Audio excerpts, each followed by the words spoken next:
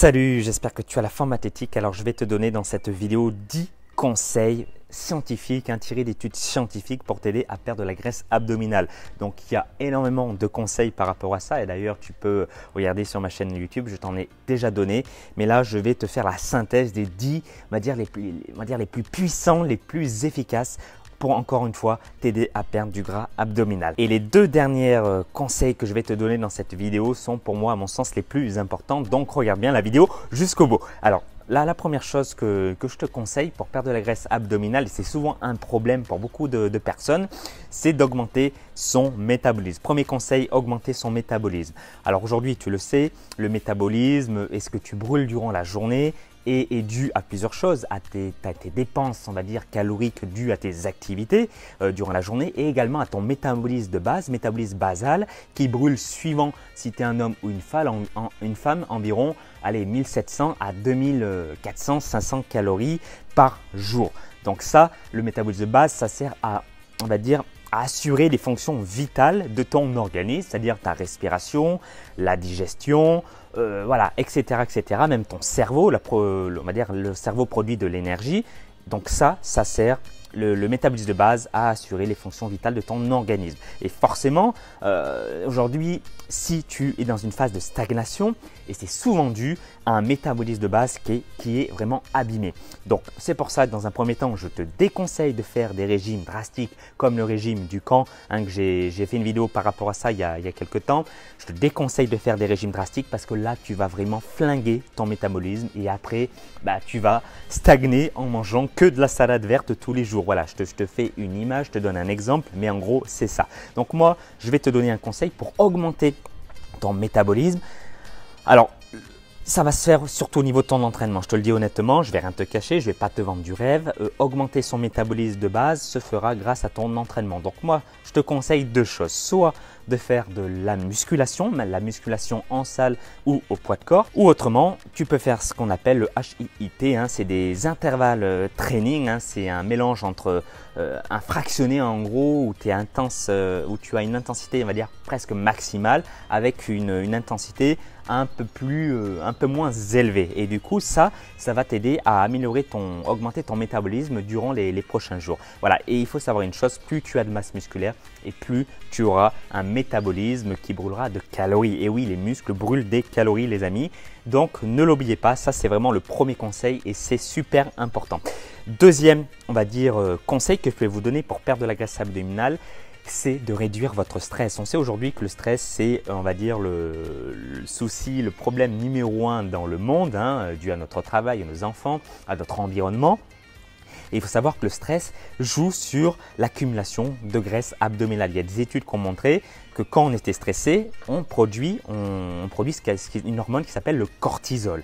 Et le cortisol, c'est l'hormone du stress. Donc, quand on est sous l'effet du cortisol, qu'est-ce qu'on a envie de faire? On mange plus, on a envie de manger en plus grande quantité. C'est pour ça que des fois, on se venge quand on est stressé sur du chocolat ou des aliments sucrés. Sous l'effet du stress encore une fois. Et deuxième chose, et très très mauvais, c'est qu'on dort moins. On a du mal à s'endormir. Donc on mange plus, on dort moins et après c'est un cercle vicieux les amis. Donc comment faire pour réduire le stress? Il y a énormément de méthodes différentes. Je vais vous donner des techniques, on va dire plutôt saines et naturelles. Donc la première chose c'est de faire, si vous êtes une femme ou même un homme, vous pouvez tester le yoga ou le pilate. La méditation aussi, j'en fais tous les matins par exemple. Je prends 5 à 10 minutes tous les matins. Ça me détend. C'est un travail sur votre respiration super important et je vous ferai une vidéo par rapport à ça pour vous donner les techniques d'optimisation du potentiel. Mais ça, c'est un autre sujet. Vous pouvez prendre de la vitamine D et aussi, il y a des études qui ont montré que prendre de la vitamine D permet de diminuer, alors ce n'est pas du jour au lendemain, mais de diminuer petit à petit le stress. Le magnésium également, pour tout ce qui est influx nerveux, peut vous aider à réduire le stress. Prendre par exemple le matin une douche avec de l'eau froide en alternant avec de l'eau chaude permet aussi de diminuer la pression artérielle, de diminuer le cortisol, donc de réduire au final le stress. Et dernière chose, je vous conseille de lire ce livre-là. Je vous ferai une vidéo par rapport à ça. C'est le top, c'est les techniques d'optimisation du potentiel. Il y a des exercices pour dynamiser, on va dire, son corps, son subconscient, pour avoir vraiment la patate et des exercices pour diminuer le stress et pour se relaxer. C'est super important, je les pratique depuis des semaines. Franchement, au début, on se demande qu'est-ce qu'on fait, mais au final, après quelques semaines, on dit ouais, franchement, c'est énorme. C'est comme C'est magique, c'est énorme, mais il faut le pratiquer. Ensuite, troisième conseil pour vous aider à perdre du gras abdominal, on a souvent tendance à l'oublier malheureusement, c'est boire suffisamment. Il y a des études qui ont montré que la déshydratation favorise encore une fois la sécrétion de cortisol, l'hormone du stress, je vous en ai parlé jusqu'avant. Et je vais vous donner une petite chose, par exemple, pour savoir si vous buvez assez ou pas. Par exemple, le matin, quand vous vous levez, si, pas le matin, mais durant la journée, si vous allez aux toilettes, vous urinez et que vous avez une urine foncée, c'est un signe que vous ne buvez pas assez. Alors ne faites pas ça le matin parce que le matin elle est foncée voilà, normalement, mais durant la journée si elle est encore foncée, c'est que vous ne buvez pas assez. Donc s'il vous plaît, buvez au moins 2 litres d'eau, vraiment minimum chaque jour, c'est super important. Quatrième conseil, vous devez manger pour augmenter votre métabolisme aussi et maintenir votre masse musculaire et perdre de la graisse abdominale, manger plus d'aliments riches en protéines. Alors sans tomber dans l'extrême hein, comme le régime Dukan, hein, donc ce n'est pas un régime d'ailleurs que je vous recommande mais un rééquilibrage alimentaire. Il y a une étude qui a montré que si vous avez 25% de protéines dans votre assiette par rapport aux autres aliments que vous mettez, par rapport aux autres macronutriments, eh ben, ça permettait d'augmenter de 12% la perte de graisse abdominale et 12% ça peut paraître peu, mais honnêtement c'est énorme. Et pour vous donner on va dire un aperçu sur les quantités que vous devrez adopter parce que 25% c'est abstrait, vous devrez avoir environ 0,8 grammes de protéines par kilo de poids de corps. Donc si vous faites 70 kg, vous faites 70 fois 0,8 et vous obtenez la quantité de protéines à manger durant votre journée. Bien évidemment, vous devez la répartir. Voilà, pas besoin de plus. Si vous faites de la musculation, que vous êtes en prise de muscle, là, vous pouvez légèrement augmenter, mais honnêtement, pas besoin de faire plus. Hein, vous n'avez vraiment pas besoin. Ensuite, cinquième conseil que je vous recommande pour perdre de la graisse abdominale, c'est d'arrêter de fumer. Hein, il faut savoir qu'on associe souvent la cigarette à une diminution de stress, mais c'est un faux anti-stress. Hein. Il y a des études qui ont montré que quand on faisait un sevrage, et bien là, ça diminuait au final à court et à moyen terme le stress, bien évidemment. Donc, en fait, ce qui se passe, c'est que la nicotine, quand vous fumez, elle bouleverse l'équilibre hormonal. Ça bouleverse l'équilibre hormonal. Donc, qu'est-ce qui se passe? Eh bien, vous avez tendance à prendre plus de ventre plus facilement, on va dire, hein, les amis. Donc, ne prenez pas non plus la cigarette, même si sur le coup, ça vous relaxe un petit peu. Ce n'est pas une solution relaxante sur le moyen et le long terme, les amis. Donc, essayez d'arrêter et même pour la santé de vos poumons, vous en sortirez gagnant. Sixième conseil, super important, vous devez limiter bien évidemment votre consommation d'alcool. Alors, moi, je fais partie des bons vivants. Mes élèves que j'accompagne à travers mes programmes font partie des bons vivants. On peut boire de l'alcool même quand on essaye de perdre du gras, mais il y a une différence entre être un bon vivant et être alcoolique. Hein. C'est deux choses différentes. Mon père est alcoolique par exemple et ça n'a rien à voir. C'est loin d'être un bon vivant. Lui, quand il boit, c'est pour diminuer son anxiété, son stress. Voilà, il l'utilise comme un efferalgan. C'est son efferalgan, c'est sa morphine. Donc les amis, vous pouvez vous faire plaisir de temps en temps, les week-ends, mais n'en abusez pas. Pourquoi? Parce que l'alcool, ce sont ce qu'on appelle des calories vides. Les calories vides, ça ne sert à rien à l'organisme. Ça n'apporte pas de vitamines, ça n'apporte pas de minéraux, uniquement des calories, quoi. Voilà. Donc pour le plaisir, ça va. Mais attention quand même, hein, parce qu'il faut savoir que quand on consomme de l'alcool, eh ben, ça augmente l'appétit. Donc on va manger en plus grande quantité et le lendemain, la semaine d'après sur la balance, boum, explosion. Et on prend généralement du gras autour du ventre. Hein. Et évitez, petit conseil, si vous buvez de temps en temps de l'alcool, évitez tous les alcools riches en sucre, hein, par exemple comme la bière, comme les cocktails, ça il faut éviter et privilégier plutôt le vin rouge ou le vin blanc. Ça c'est parfait. Septième conseil, vous devez améliorer votre sensibilité à l'insuline. Et oui, super important pour vous aider à perdre du gras abdominal. Donc en fait l'insuline c'est quoi?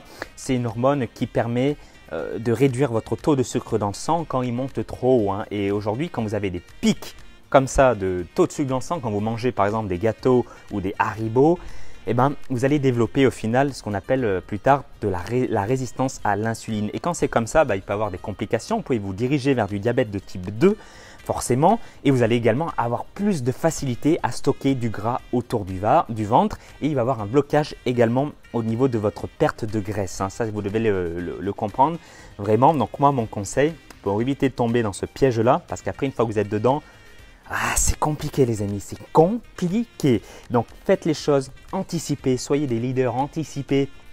Plutôt que de subir les conséquences de vos actions et de vos actes durant ces dernières années.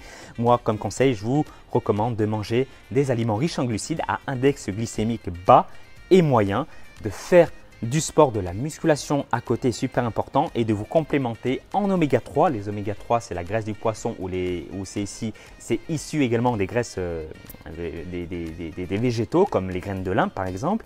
Et vous devez également manger des fibres parce que les fibres issues des légumes ou même des fruits peut diminuer on va dire votre taux de sucre dans le sang et améliorer votre sensibilité à l'insuline. Voilà les amis, ça c'est super important.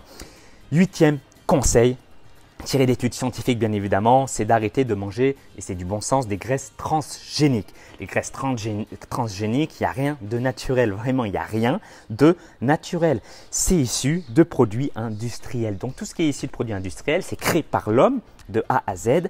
Donc au niveau de notre corps, ça peut engendrer énormément de mauvaises choses, du mauvais cholestérol, etc. Et ça peut favoriser le stockage de graisse abdominale. Donc voilà, faites attention par rapport à ça. Le 9e conseil est très important, j'en viens maintenant.